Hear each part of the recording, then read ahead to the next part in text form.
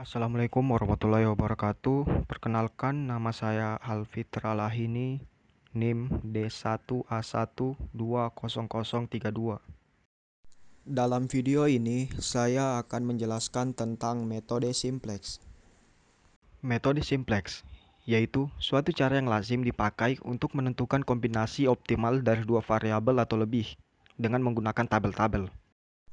Masalah maksimisasi atau laba. Dalam masalah maksimisasi, ada 7 langkah penyelesaian. Pertama, mengubah fungsi tujuan dan batasan-batasan. Fungsi tujuan diubah menjadi fungsi implisit, yaitu semuanya bergeser ke kiri. Misalnya, maksimumkan fungsi tujuan. Z sama dengan 3x1 tambah 5x2. Maka menjadi Z kurang 3x1 kurang 5x2. Batasan-batasan diubah menjadi kesamaan dengan cara menambah select variabel. Select variabel adalah S1, S2, sampai Sn. Jika hasil kegiatan yang ada mewakili X1 dan X2, maka select variabel dimulai dari S1, S2, dan seterusnya. Misalnya, batasan-batasan. 1. 2x1 sama dengan 8. 2. 3x2 sama dengan 15. 3. 6x1 tambah 5x2 sama dengan 30. Non negatif, x1, x2 sama dengan 0. Menjadi batasan-batasan 1. 2x1 tambah s1 sama dengan 8. 2. 3x2 tambah s2 sama dengan 15. 3. 6x1 tambah 5x2 tambah S3 sama dengan 30.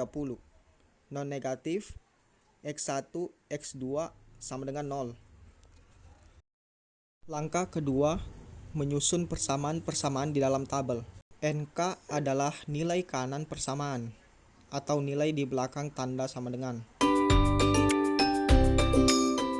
Variabel dasar adalah variabel yang nilainya sama dengan sisi kanan persamaan. Langkah ketiga, memilih kolom kunci. Pilihlah kolom yang mempunyai nilai pada garis fungsi tujuan yang bernilai negatif dengan angka terbesar, dan berilah tanda segi 4 pada kolom tersebut.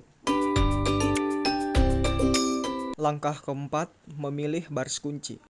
Terlebih dahulu, dicari indeks tiap-tiap baris dengan rumus indeks sama dengan nilai kolom NK per nilai kolom kunci. Setelah itu, pilihlah baris yang mempunyai indeks positif dengan angka terkecil. Kemudian, berilah tanda segi 4 pada garis kunci tersebut. Nilai yang masuk dalam kolom kunci dan dalam baris kunci disebut angka kunci. Langkah kelima, mengubah nilai-nilai baris kunci dengan cara gantilah variabel dasar pada baris tersebut dengan variabel yang terdapat di bagian atas kolom kunci. Langkah keenam, mengubah nilai-nilai selain pada baris kunci dengan rumus baris baru sama dengan baris lama kurang dalam kurung koefisien pada kolom kunci kali nilai baru baris kunci.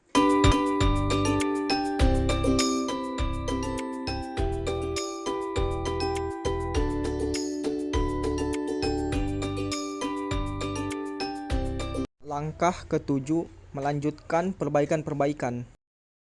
Ulangi langkah ketiga sampai dengan langkah keenam.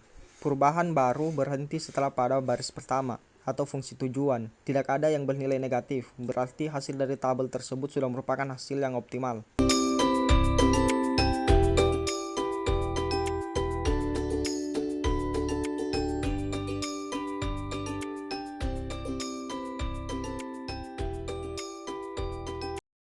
B. Masalah minimasi atau biaya. Langkah-langkah penyelesaian. Untuk langkah 1 dan 2 yaitu dengan melakukan maksimisasi. Langkah ketiga, pilihlah kolom yang mempunyai nilai pada garis fungsi tujuan yang bernilai negatif dengan angka terkecil. Untuk langkah 4, 5, dan 6 yaitu melakukan maksimisasi. Langkah ketujuh, ulangi langkah ketiga sampai ke-6. Perubahan baru berhenti setelah pada baris pertama atau fungsi tujuan tidak ada yang bernilai positif.